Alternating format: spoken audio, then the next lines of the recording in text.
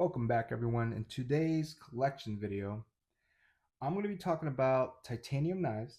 Now, I have other titanium knives as well, but these are the only ones that I have that are only one of, right? Meaning I don't have another Trevor Burger knife. I don't have another Grimsmo. This is my own McNees. I do have other titanium knives that I have multiples of, either a different model. Basically, these are only titanium knives that I have that's one from that maker. And so I'm trying to break out my collection videos. So this is just focusing on just those. I'm going to touch on when I got it, how much I paid for it, and then what I like about it, any nitpicks I might call out, stuff like that. However, I will also be throwing in my titanium playlist link in the description, as I do have first impressions for reviews on some of these as well. So go check that out if you want to see something more in depth. However, if you see something I don't have a video on and you want to know more about that knife, post it in a comment and I'll make sure I add that to the queue so I can do either a full video or some type of more in-depth video on. But before we jump in, I will take a sip of my beer. I'm enjoying this right now. Berryessa Brewing. This is a great option. Yeah. Being out here in California, I do get spoiled by a lot of the microbreweries that are out here. A lot of great beer. Yeah. Anywho, let's jump right in. So the first one I have is a Trevor Burger Customs knife. Trevor Burger Custom. Yeah. It's not customs with an S. And this is the Atlas SFL. SFL stands for slab frame lock. As you can tell, it is a frame lock. This is using a front flipper for the opening mechanism, and you can easily do it with your thumb. You can as well as use your index finger, throw some other fingers in there as well if you want. That's how I normally open it this though.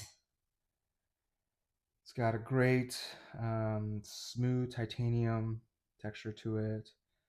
Great job on the pocket clip. This goes in very easily. This almost kind of acts like a gentleman's carry because when you have this clipped in, it's got a nice design. It's very simplistic, nothing over the top. And it's using a bronze accent anodized for the clip as well as the pivot collars. Hardware is minimal. You got two for the back spacer and your pivot. And it's nice that I do appreciate body screws that go all the way through the other side. So you don't have two body screws that meet at the back spacer or standoff. So that's a nice touch. I do like also how the lock bar relief is higher up. So it's kind of different. I feel like a lot of times, at least in relation to the pocket clip, it's a little bit lower. It's like around here. So that way, as you're pulling the knife out, sometimes that little relief area gets caught up in your pants as you're trying to extract it. This does run on bearings. It's got great action, very snappy as you can hear. It's got really good ergonomics as well. Fits really well in hand. You might feel a bit of pressure right around here, but not a deal breaker in any way. Using an acid stone wash, well, acid wash actually, on the blade.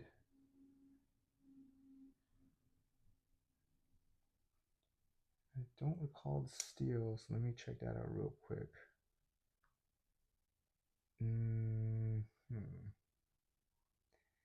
This is using LMAX for the steel.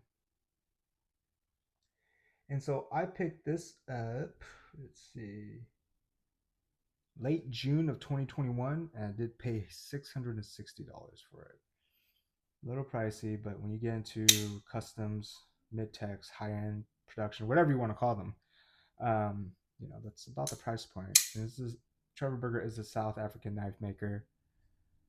Probably paying a bit of that import tax as well. I don't have too many front flippers, but this is one of, I think, 3 or 4. 3 of them are on this table. I did get this from GP Knives. I haven't seen this particular model available online in a while, outside of the secondary market, of course. And I've always wanted one of his knives. Didn't know which one to get. He has a lot of great models, at least from what I've seen. Aesthetically appealing models. Can't speak to how well they function, but I haven't heard anything bad about his knives. So, or anything negative. It's got a hollow grind, a very deep hollow grind too. It really starts from the top, comes all the way down here. It's sharp. It's got an elegant design. You know, a little bit of pop using these lines right here.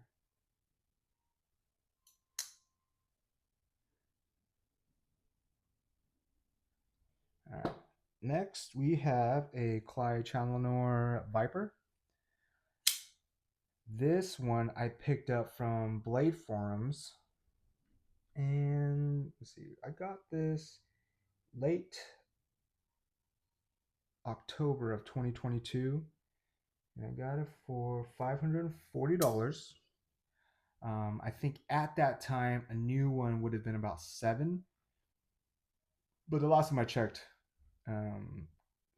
Clyde Chandler's website, the base model, which is pretty much this one, is going for $900. He is also another South African knife maker. And who really got me onto Clyde Chandler and put this knife maker on my radar is Epic Snuggle Bunny. I used to watch a lot of his videos on YouTube, but I always wanted to check one out after watching his videos. It's got a nice reverse Tonto blade shape. It's comfortable in hand. Pocket clip, slightly more stiff than I prefer, but it doesn't have any issues getting in and out of the pocket. It's got a kind of a smoothed out, sandblasted titanium finish, reminiscent of like a PJ model from CRK. That's not glass blasted, of course, but so it's a little bit smoother than that. And it's got his logo right there. I do appreciate there's no visual appearances of hardware on the presentation scale. It's all through the back, and really just 2 screws, which is the pivot and then one for the standoff and towards the back. Of course, that stop pin, blade stop pin, does help keep it in place as well. It's got a few snail trails on it already. I do appreciate how the lock bar relief is on the inside of the frame lock and not on the outside, so it doesn't dip in, because as I mentioned when I was talking about the Atlas SFL, is that sometimes as you're extracting the knife from your pocket, that portion of the pocket clip gets caught up and snags your pant material into that relief area. That might be one of the reasons why I really like CRKs as well. But, so that's a nice touch, right? I don't know if everyone thinks about that stuff, but as you spend lots of your time being into knives and critiquing it, those are some of the things that start to make a difference. The jimping on this front flipper is a lot more subtle. It's a little more aggressive on the SFL right here, but I do appreciate it's more subtle. It's not tearing up my thumb as much. It's still very snappy. So in terms of the functionality of how that was designed, I prefer the Viper over the SFL.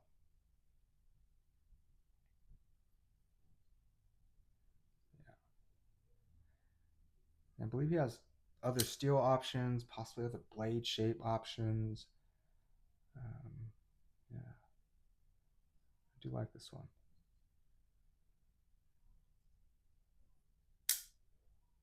All right, on to the next. Here we have a Grimsmo Rask. This is using the dragon scale pattern that he offers. It's got blue anodized hardware, standoffs. It's got a nice stone wash finish on the blade. Pocket clip's very effective. It's got, I would say, medium retention. If that makes any sense to anybody else. It's not very stiff and it's just right. Did a great job with the ramp. Gets through a lot of different thicknesses.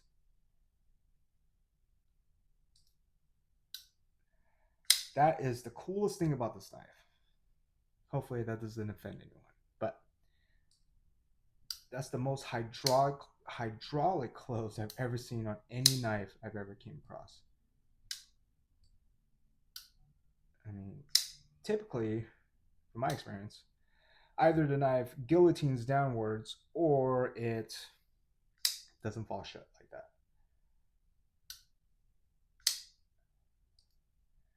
Grimsmo has been on my radar since a couple years into this hobby, I would say. I was pining over a Grimsmo Norseman for the longest time. That was the first one that kind of popped on my radar, and I ended up getting one. And I liked it, but it was during a transition where I wanted blade shapes that were more, I don't know, utilitarian, or just something that was more tailored to what I would need a knife for.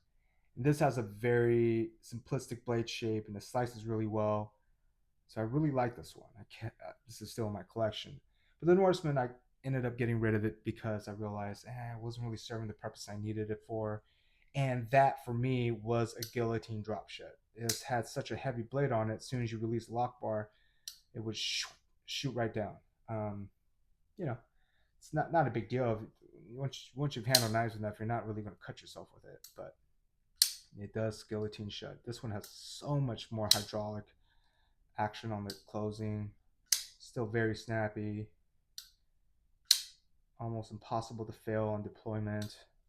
Let's see. I'll go light switch. Still pops up. Yep. Let's see. I did get this one early September of 2023. So a little over a year ago by the time this video drops. I did get it directly from Grimsmo. And if you go and sign up for their newsletter, they'll send you an email stating like, hey, here's our curated collection.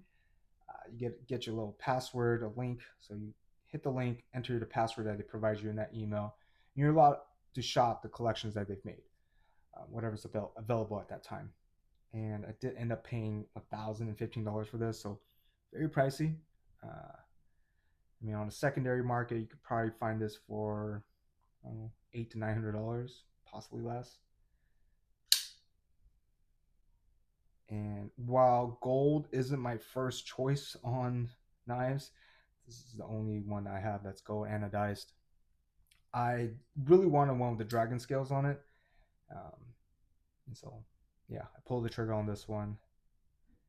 I've been thinking about sending it to razor edge knives that have it DLC'd all the way around. I think that would be a nice touch, but haven't been compelled to, so I haven't done it. Yeah, it's really cool. And to be honest, after I signed up for the newsletter, I've gotten their emails from them 3 or 4 times throughout that time. So it's not that hard to get one of these if you want to buy from them direct. They will send occasional emails. I probably get one once every 2 months. And so I do end up checking them out, hoping possibly I'll find a different configuration, at least from the anodization, that I might like more, and then sell this one off. But it hasn't happened yet. And this is in 154 cm, and it also has a serial number right there.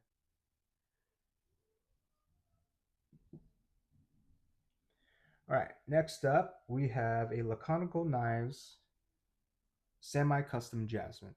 So Ray Laconico is the custom knife maker. He's from the US. I picked this up back in mid-May of 2018 for $380 from Blade HQ. Very snappy opening. It's got a nice hollow grind on this. You are able to get a 4-finger grip. It's nice and comfortable. The pocket clip is a little boxy, so potentially long-term use, if you're gripping down hard, you might start feeling a little bit of pressure. But for light EDC tasks, I wouldn't imagine that being an issue. And why is it a semi-custom? So in there, the backspace, let's see if I can get some lighting on this. No, it's not helping. So RL, his initials, and this is serial number 068. So 68. Semi-custom because the parts are manufactured overseas. However, it is stated that Ray hand assembles everything in the US. So that is why it's a semi-custom. I've had this for quite a while now. Let's continue to stay in my collection. I really like Ray's designs. He's got some great, I feel they're simplistic, they're elegant. I've had quite a few other models. Never had a custom from him directly, but I do enjoy the models that he makes. He has nice designs that at least appeals to me. This is an S35VN, so nothing super fancy, but I think with the amount of super steels that keep popping up, S35VN isn't, nothing to bring home about anymore. Bring home, to talk about anymore. So, however, S35VN is still a great steel. So, it's stainless, easy to sharpen. It's nice. It's also a very smooth titanium all the way around.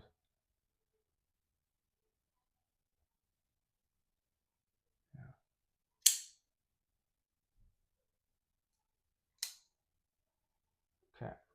Next, we do have the McNees PM Mac2. This is the 3.5.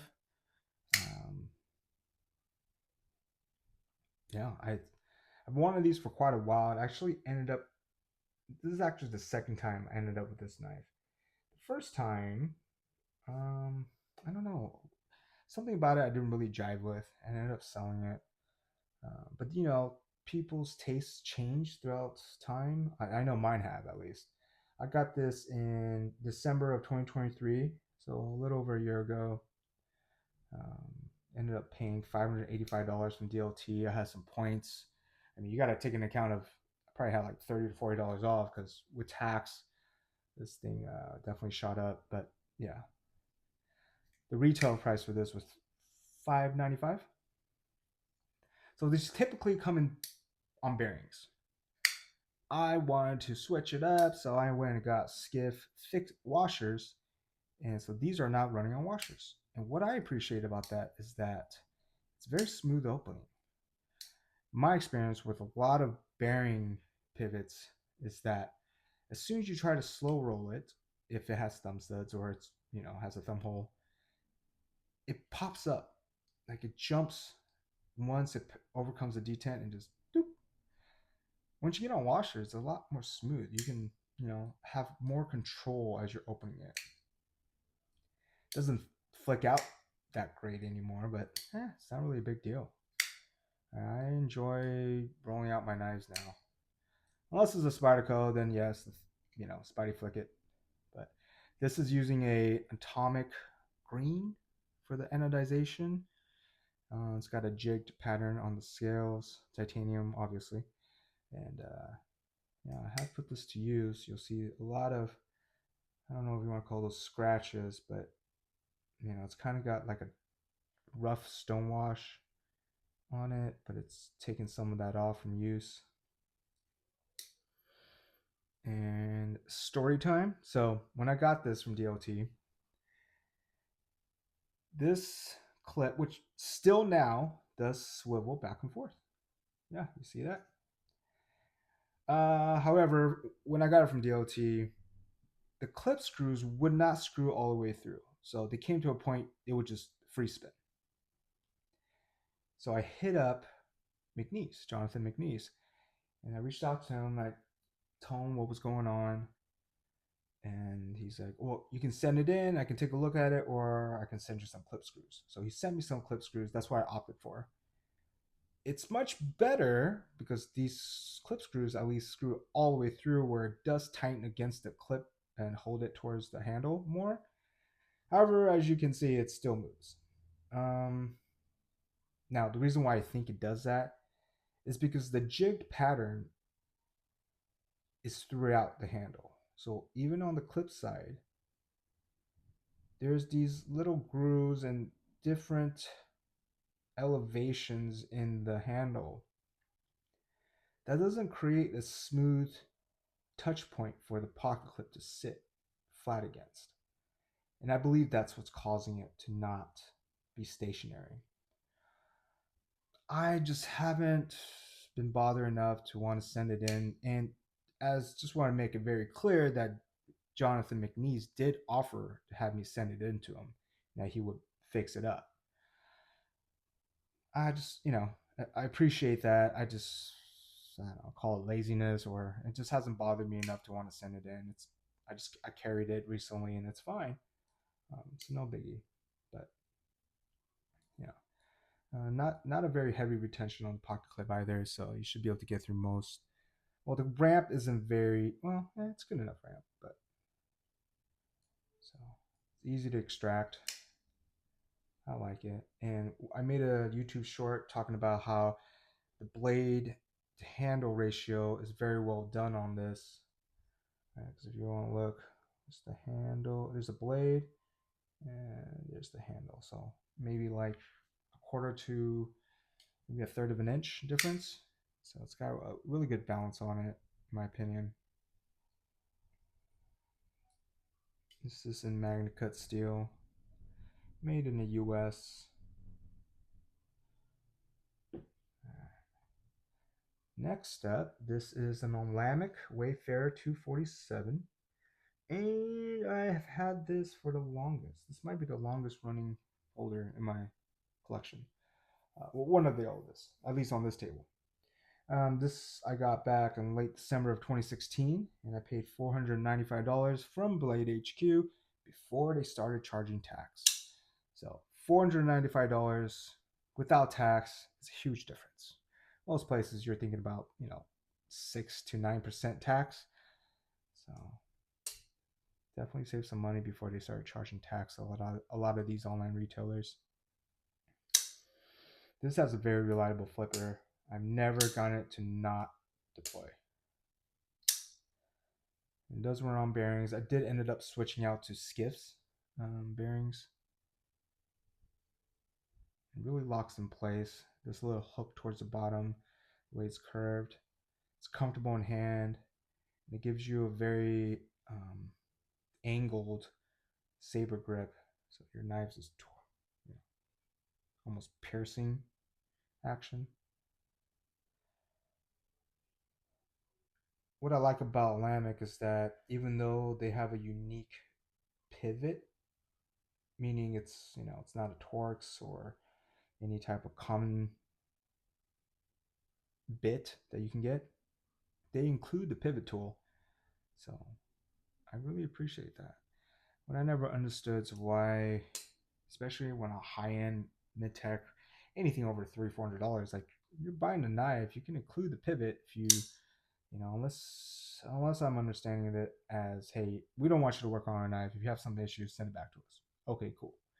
But typically they'll sell their pivot tools on the aftermarket, whereas a additional expense. So I appreciate that Olamic does include a pivot tool with their knives.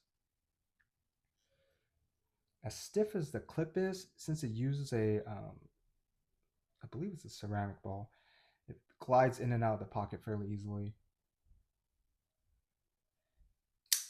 And then the inside right, well, It's hard to see. I'm not able to capture this, but inside the backspacer it does tell you um, the model name as well as the serial number. So and these are one of those knives that there's so many different options for. They have a lot of different materials, added materials. It's primarily titanium, but they have like zirconium, different handle designs, patterns, and then you've got I think I don't know, at least 6 to 7 blade shapes.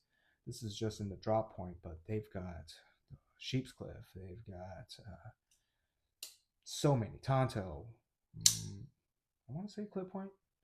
I'm assuming they probably do have a clip point, but it's a lot of different blade shapes, a lot of different handle materials. You can truly get one that's very customized to your taste, very unique. Yeah.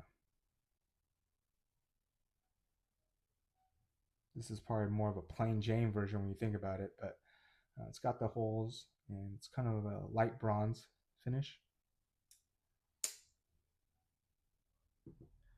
All right, next I do have a Terrain 365. This is the Invictus AT.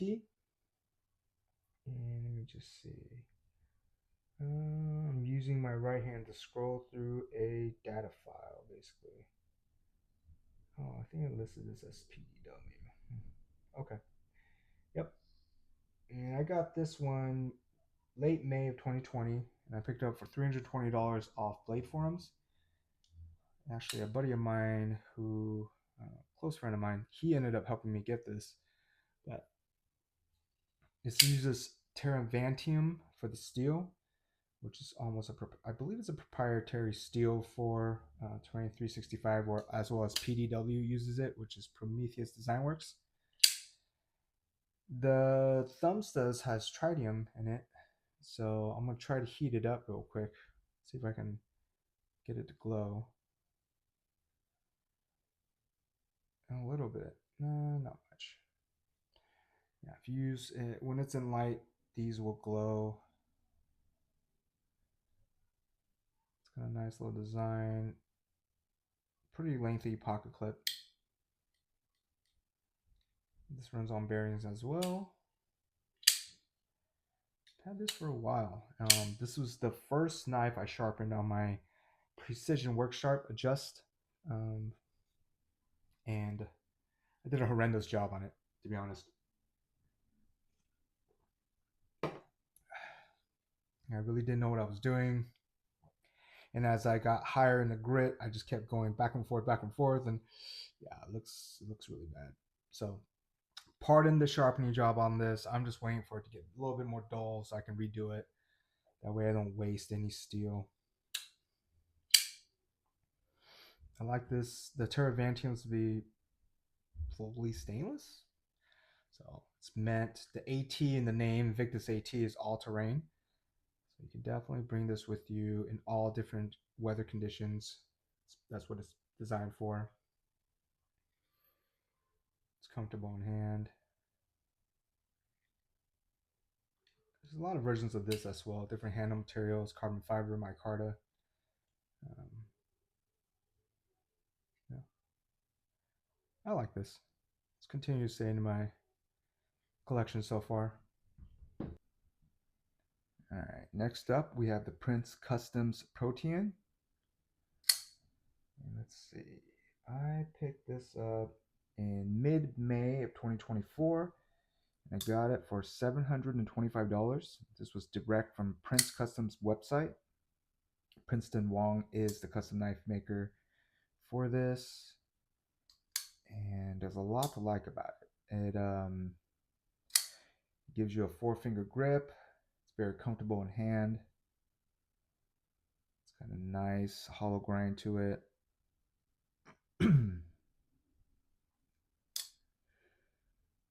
Spring on the clip is very nicely done.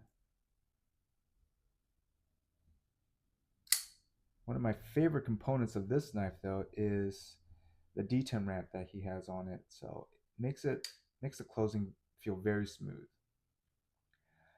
rather than the detent ball hitting the tang of the blade on a lot of frame lock folders that don't have either the detent ramp.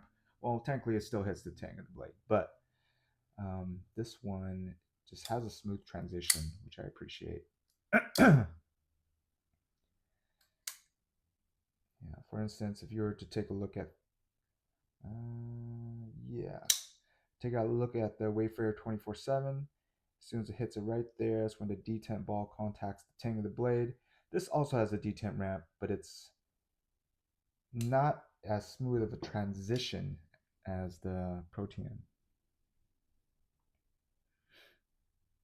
This portion right here does give you a little bit of extra room to choke up if you needed it.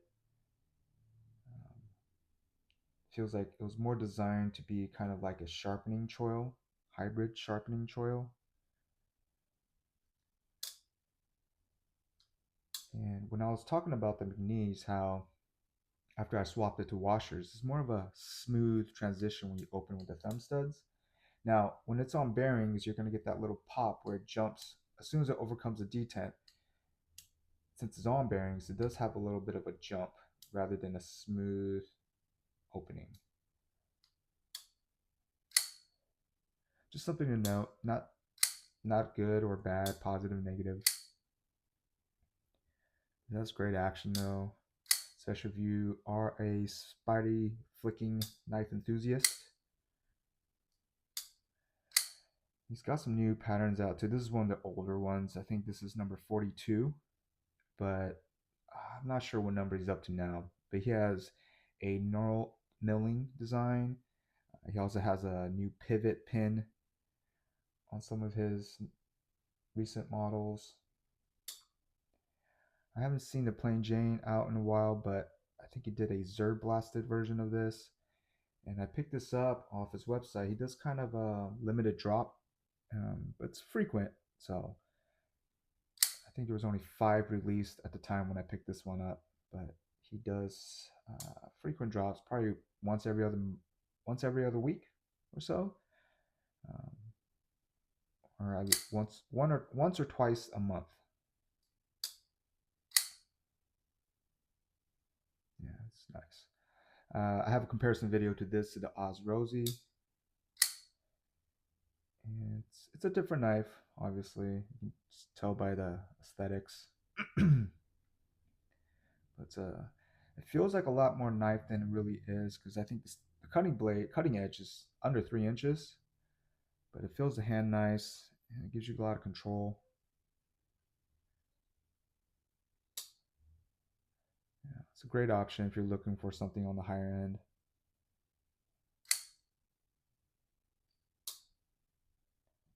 All right, next we have the REK Sparrow Midtech. I picked this one up September of 2023. This was a hefty price tag. It was $900, and then another $15 for shipping. So $915 is what I paid for this. This was also on a limited pre-order, so it was about 50 of them that were made during that batch.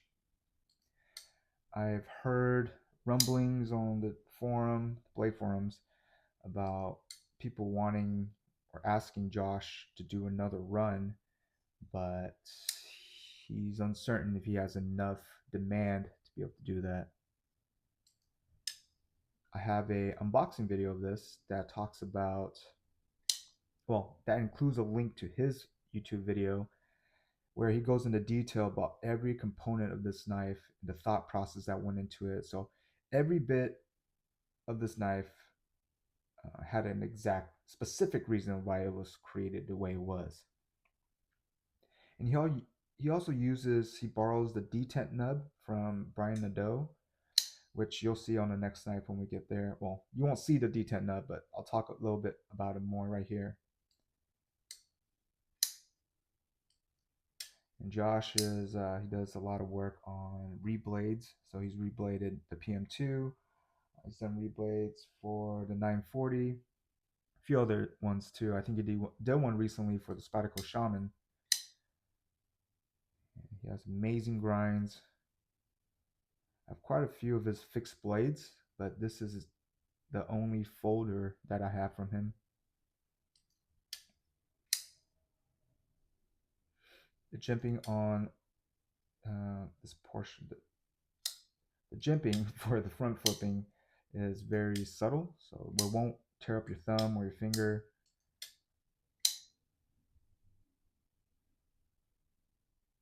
And it's got this knurled milling, these portions of the handle. Pocket clip is very effective.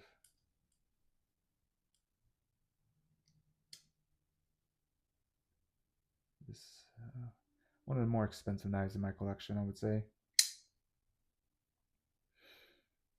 It's got REK right there.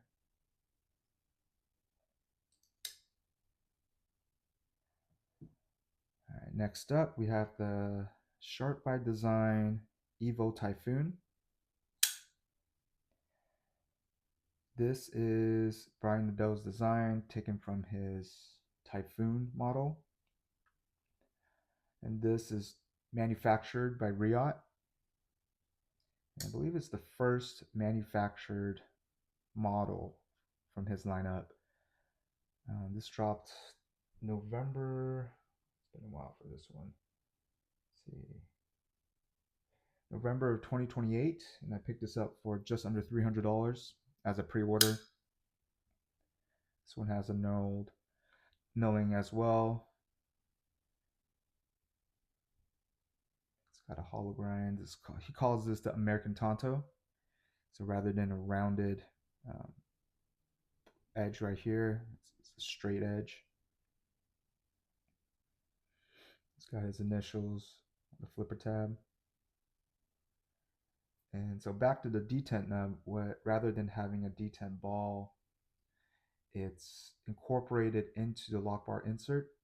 So as soon as you disengage and overcomes that nub, there's nothing else that's going to stop it from pausing.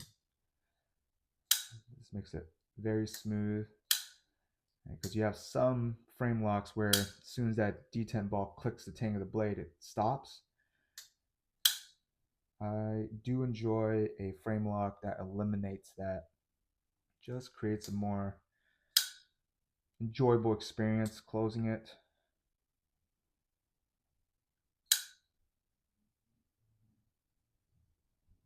He's got some other models. I've had a few of his other ones.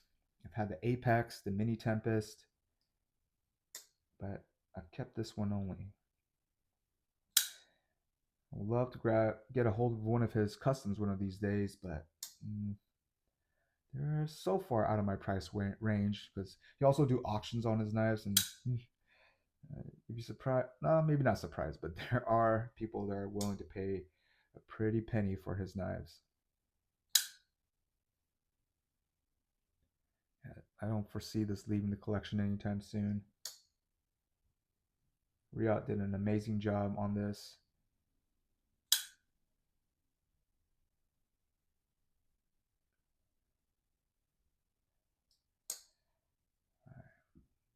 Next up, I have the Southard Performance Tolk. So Brad Southard is the knife maker and designer for this. He does have the mini Tolk, and it's the only one that I recognize that's kind of what it's taken after. I did get this off the secondary market for $425. And let's see.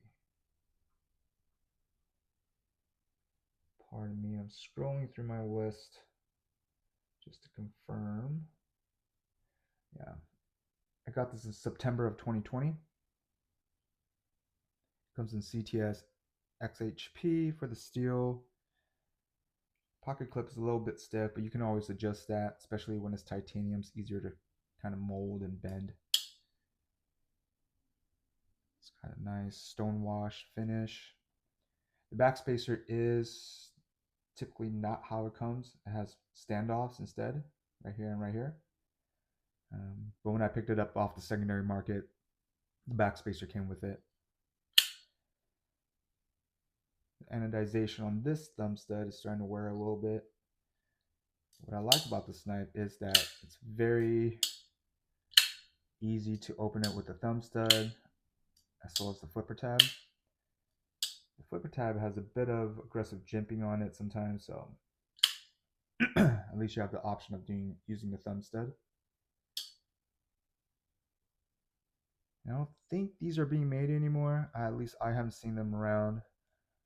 But if you know, if you're watching this and you know something I don't, please drop it in the comments. I think this is a great folder. It's on the largest side, as you can see. The jimping is very effective, so it does lock your thumb in place.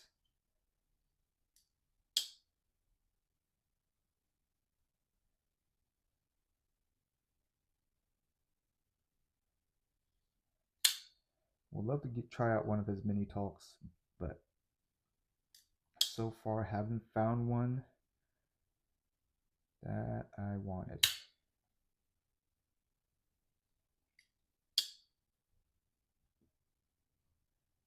Last up, we have the Winderblade Co Factor 8.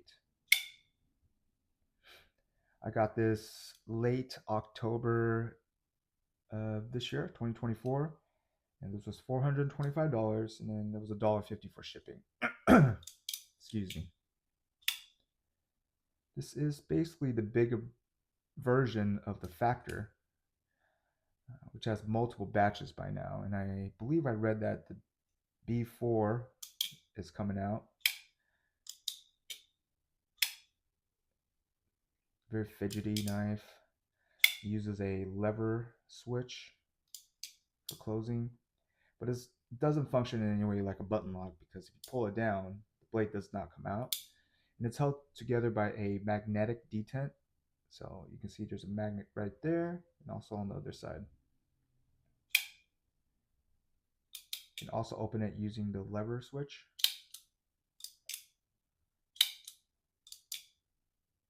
Push lever. This does come in magnet cut right there. It is this went pretty quickly. It dropped on October 23rd and then sold out within 4 to 5 minutes. And then he also posted up a pre-order. However, I believe by now all the spots have been taken up. And surprisingly, I haven't seen this on the secondary market. And I used to have the original Factor, but I got rid of it because I didn't like how this portion where the lever is digs into the web of your hand. This has a similar ergonomic with that. If you hold it like this, you have your thumb on the spine, it works. But as soon as you grip down in a hammer grip, it does start digging it again. So it's not that comfortable. Especially, I imagine from long-term use, that's really gonna start impacting this area of your hand.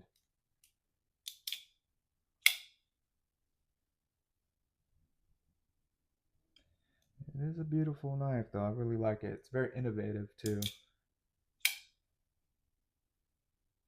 It is a nice cutter, nice cutter, slicing tool. I've used it to break down some boxes as well as meal prep, so does this job really well. Has a very utilitarian blade shape, right? Like a reminiscent of like a utility blade, like a sheep's cliff type of shape.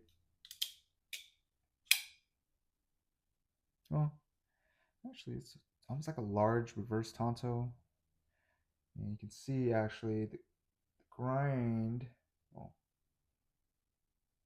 it stops right there because there's a bit of an angle. So I'm guessing that was intentional.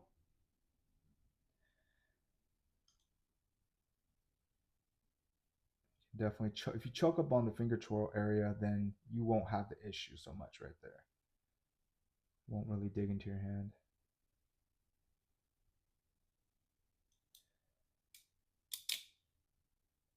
All right. Well, that concludes the collection review on these titanium folders. Let me know if you want to see any extensive full videos, or you have any question, comments you want me to touch on. Again, I'll post a link to the titanium playlist, which will have many of the other videos I've done on some of these knives. So check that out if you get a chance. But as always, really appreciate you tuning in. Hope you enjoy the rest of your day. Stay frosty.